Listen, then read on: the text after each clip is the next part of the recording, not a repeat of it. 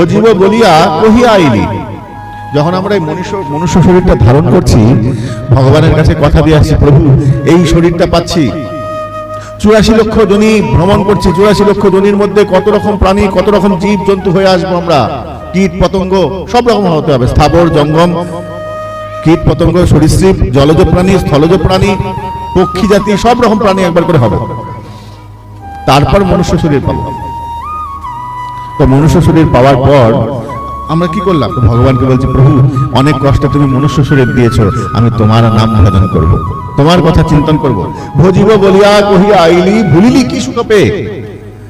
প্রেমানন্দ ঠাকুর বলছে, কি সুখ পেয়েছিস? সব ভুলে গেলি? যখন মাতৃ জঠরে আবার মরছি, আবার জন্মাচ্ছি, সেই মাতৃগর্ভে জঠরে আবার আসছি, ভগবানকে বলছি, প্রভু তোমার কথা বলবো, তোমার কথা চিন্তন করব, আমি কথা দিলাম।